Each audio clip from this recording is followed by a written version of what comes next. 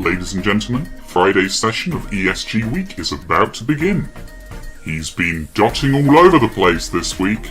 Ladies and gentlemen, I'd like to introduce your host, the Orange Dot.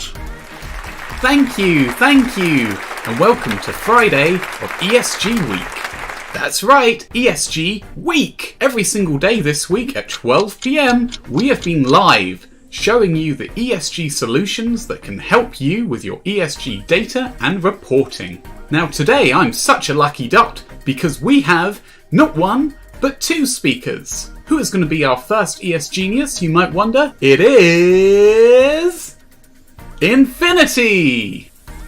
Inphinity will be showcasing ESG initiatives management with Click and Inphinity Suite. Transform your mission-critical processes with data and action. Ladies and gentlemen, please give a big round of applause for Inphinity! I'd firstly like to start by thanking Differentia for inviting us to be part of their ESG Week.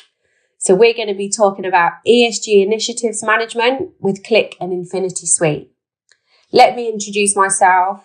I'm Liza Taylor, and I'm the Business Development Director here at Inphinity. So who are we? Who are Inphinity? We are a Click technology partner and a trusted extension developer. We are a spin-off from Click's master reseller with over 10 plus years in the ecosystem of Click.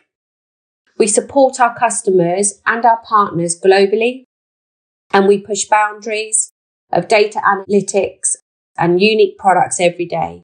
We are so driven by our values, our partnerships, and we are told every day how easy we are to work with. So I'd like to move on and talk a little bit about the three products that make up Inphinity Suite. So we have Flow. It's a process, visualization and automation extension tool. It allows you to visualize your processes, your workflows, your hierarchies, really understand and navigate and optimize your data story.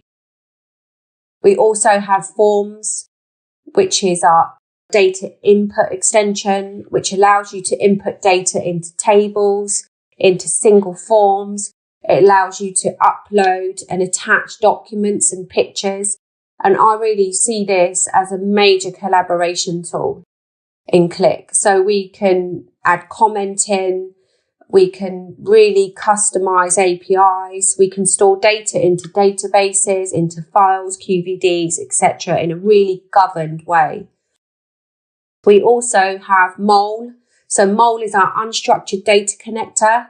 It's absolutely amazing. It allows you to search and analyze all of your unstructured content and the metadata of documents, pictures, emails, and files. So what we'd really like to do is show you Inphinity in action. In this application, we do have only one sheet. So as I mentioned, very simple. Yes. And on the left side, there is the main information about let's say budget for the current year for ESG initiatives. Then we have Inphinity forms to manage, to create new initiatives and manage their progress. I'll come back to that later. And naturally, based on that, we always see as a managers how much budget has been spent on ESG initiatives and what budget is still remaining. So this is an opportunity to find another initiative. And the way how managers can think about where to invest the rest of the budget is visualized in Inphinity Flow, because this is one of the categorizations. I found multiple different categorizations of ESG initiatives online. So I don't think there is something like a standardized concept, but this has been pretty widely used and makes sense. So I decided to use that one hierarchy in Inphinity Flow.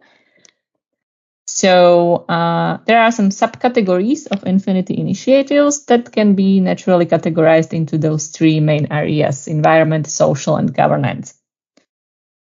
So based on the initiatives I put into my Inphinity Forms object, I see how much money are about to be spent in a specific subcategory or category, or in a specific area, right? This is the total of these particular investments.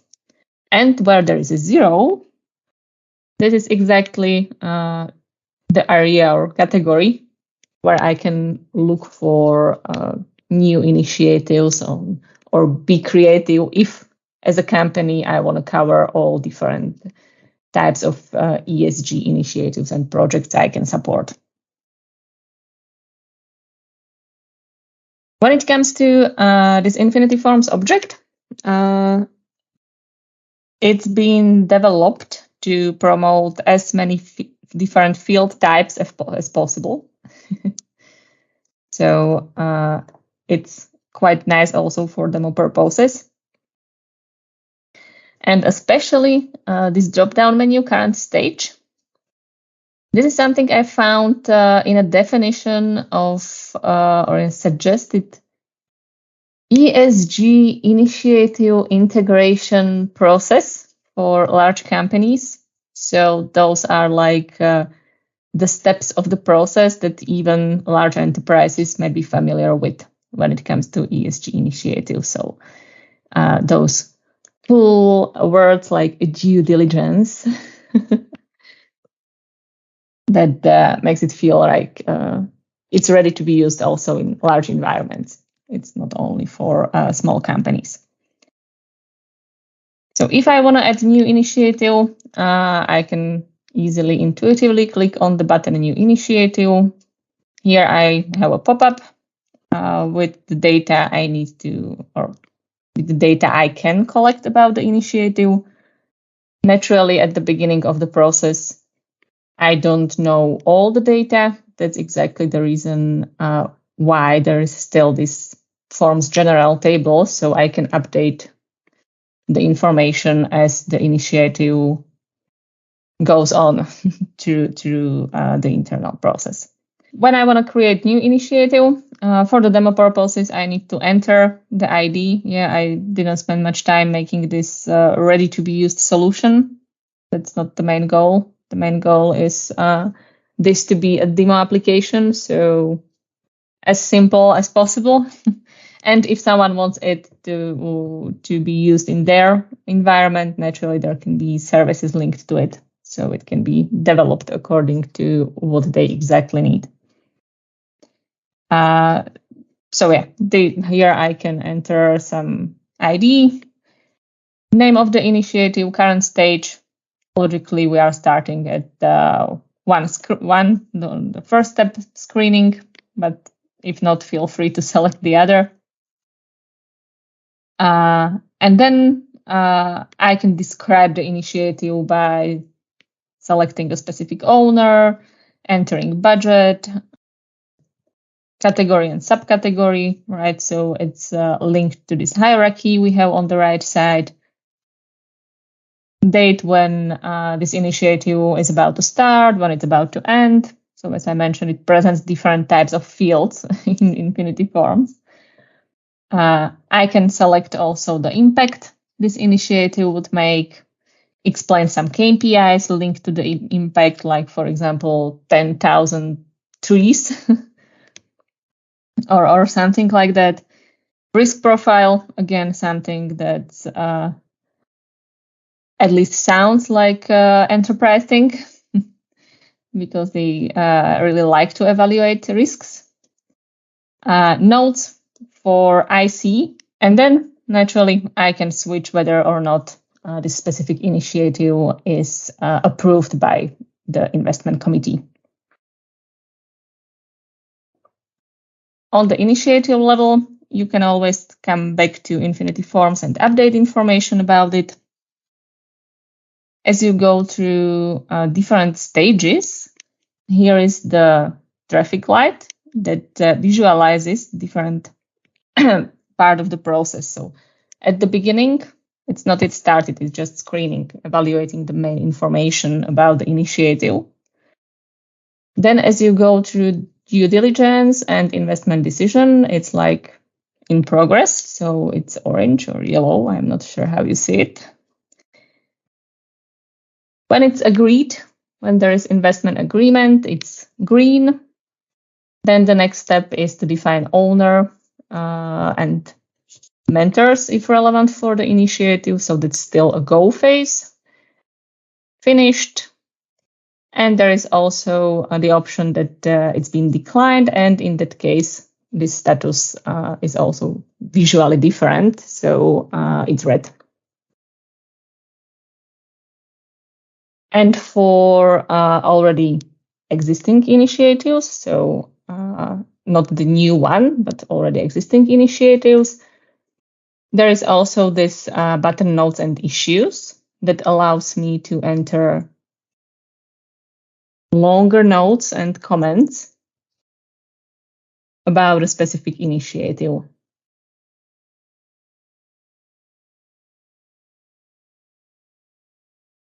And another functionality that's quite often demanded or asked about, especially by larger companies, is the changelog. So I also added it here. When I click on the button changelog, it opens me the full changelog of a specific initiative. So initiative target net zero went through this process, and I can easily see that in the first phase screening, it was created at that day and that time, that it went through due diligence, investment decision, investment agreement, when was it done, who did it, and also details about what's being changed in the data.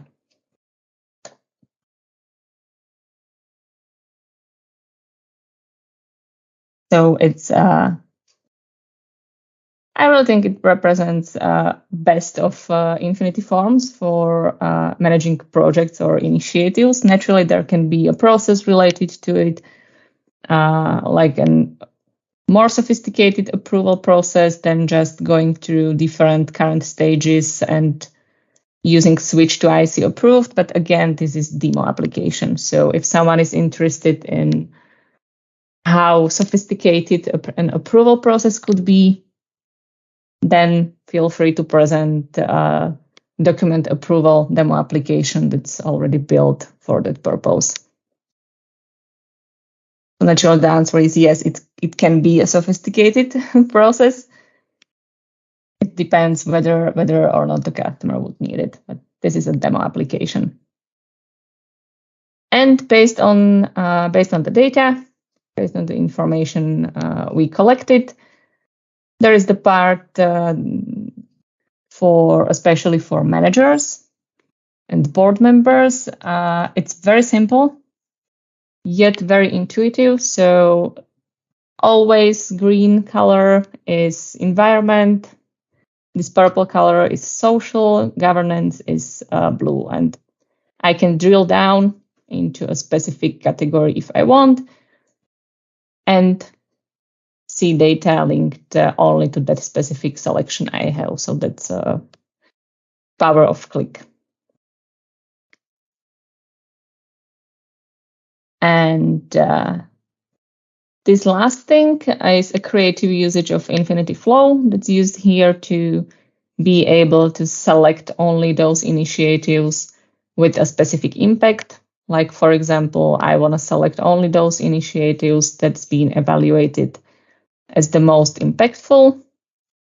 So I click here and it's filtered and it shows me only those 4 initiatives. If I want to come back to the full list, I click all initiatives. There is also this creative way how Infinity Flow can be used to inspire developers. Thank you for taking the time to watch our ESG demo, which is available on our Infinity universe. You can start your free trial of Infinity today and start seeing the benefits immediately. Please contact our partner, Differentia Consulting, to find out more. Many thanks. Ladies and gentlemen, a big round of applause for Infinity!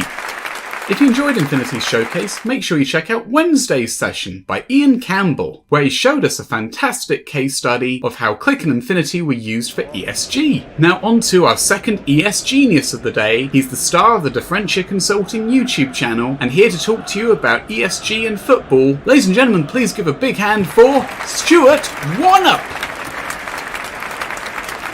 The introduction, Orange Dot. Hi everybody, I'm Stuart Wannop from Differentia Consulting. And I'm here to talk to you today about ESG and football, two of my passions, both in work and outside work. So I hope you've had a great week and you've seen our other sessions on ESG. And like I say, I'm just going to talk about the sport in general and football and what measures and activities football clubs are taking and both need to take if they want to improve, obviously, their ESG scores and activities, and ultimately make the planet a better place. So without further ado, I'm just going to quickly share my screen. And yeah, if you've seen the other sessions this week, and you probably know by now that ESG stands for environmental, social and governance, and is particularly important in businesses. And it's the same in football teams. There is actually no difference here. We can group these indicators up into these different sections of environmental, E, social, S, and G, governance. So I'm just going to talk around a few of them now. So first, I just want to talk a little bit about the environmental factors and indicators that football clubs would need to be aware of and potentially measure and track this year, next year, and into the future so they can meet all of their ESG targets. And we can divide the environmental factors into different subsections, really. I won't go through them all, but just highlight a couple here. So, for example, in a football club, obviously, when you've got a match, you have fans travelling to and from stadiums, sometimes nationally, and fans these days will travel the length and breadth of the country just to see their team win, lose or draw. So in terms of transport, clubs would need to look at tracking and reporting perhaps on how fans are travelling to the stadium, both home and away games. And ultimately, in terms of positive activities they can bring to the ESG table, they might wish to provide, if they don't already, provide their own or fan-organised transportation schemes for away games. So that effectively encourages the use of coach trips rather than single-use vehicles going to away games. And some clubs are already offering discounts, for example, for bus tickets and public transport tickets, that these are available upon purchasing match tickets. So they're already encouraging actively the use of public transport. And the club sometimes may promote walking and cycling to the stadium, and a few initiatives they can take there, perhaps provide cycle locking facilities, for example. In terms of waste and energy uses, generally speaking, this does apply to any business, and a football club is no different, of course. But a few of the activities they can undertake is ensuring that the club is separating the waste that's produced, and there is also a waste management policy in place with the objective to ultimately reduce the amount of waste. And water and energy is no different there. Putting water-saving methods in place, perhaps recycling water to water the pitch, etc., before a game is an initiative that they could perhaps take, and also measure that amount of water consumption and report that by each club.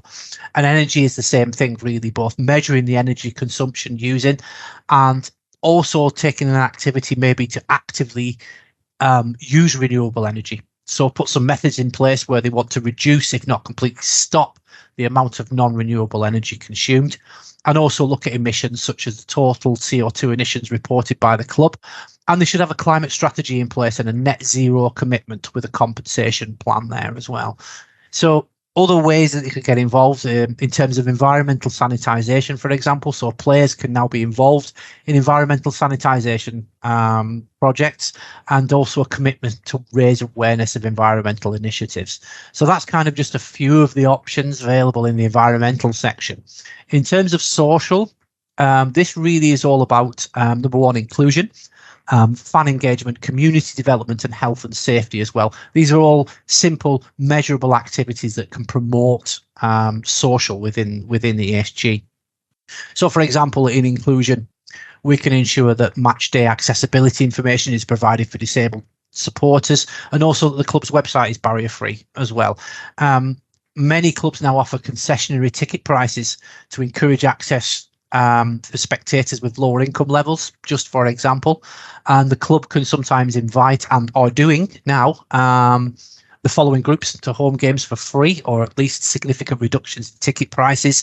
These could be groups such as people with lower income, elderly people, refugees, or potentially other vulnerable groups as well. And they also organise events and activities for the same groups. Fan engagement has always been really big in football, not just to get the bums on seats in the stadiums on match day, but it's also now a vital part of ESG and the social aspect of ESG. So typically, a lot of clubs nowadays work with a fan organisation, such as a supporters trust, or engage actively and regularly with the fans to maintain an open dialogue. Community development is really important as well. Clubs work in local schools and operate youth programs for different groups. The clubs also working with players to ensure the involvement in school and youth programs, and working with other government and non-governmental organisations or community engagement projects. Please say that's happening a lot now with not just Premier League clubs, but definitely clubs throughout England, Wales, and Scotland. Health and safety also falls under the social umbrella of ESG. So many stadiums now, if not all of them, certainly in the UK, are smoking restrictions in place, banning the use of tobacco within the perimeters of the stadium, and many clubs quite strictly enforce that. And also from an alcohol point of view, clubs typically now have a responsible drinking policy. Most stadiums that you go to now, you can't take your alcohol actually into the stadium pitch side. It's got to be consumed sensibly within the concourse. And also, a lot of clubs now are doing sustainably sourced vegetarian and vegan food options, and making these available in the stadium on match day to supporters. Governance is perhaps the least understood aspect of ESG. From a football point of view, there's a lot of different aspects here in terms of governance. So one of those sections will be the organisational structure. So one simple thing that football teams can do is make information on the highest governance body, make that available to people. A lot of clubs now have a constitution and a charter, which basically statutes and charters are made available on the website, along with a code of conduct, which includes things such as anti-corruption policy. Sustainability reporting is all about measuring your sustainability and reporting and being transparent on sustainability activities, which is something that our Cypher app that we partner with can actually help with and measure. And then we start looking at financial sustainability, where financial reports are always available for different clubs, especially in the environment of financial fair play now, and sponsorship. So football does have a bigger supply chain than a lot of businesses nowadays, and their sponsors are actually in that supply chain. So it really is within the remit of the club, from an ESG point of view, to ensure that sponsors act environmentally friendly and they are also ethically sustainable. And procurement and sourcing, local sourcing and a purchasing policy should be paramount in terms of purchasing perhaps match day food that could be sourced locally and not shipped throughout the country. Again, really good kind of point of governance. So some social examples, for example, some of the big clubs now have local community outreach projects to encourage the playing of sport and healthier lifestyles, and some have established social foundations to further this work. These are often referred to in the business world as corporate social responsibility, or CSR. I mentioned Juventus have that, Bayern Munich and Manchester United. These are big world-renowned clubs. However, it's not really just the big clubs that are doing this and should be thinking about this. So size ultimately doesn't matter. There is actually no correlation between the size of a club and its commitment to ESG.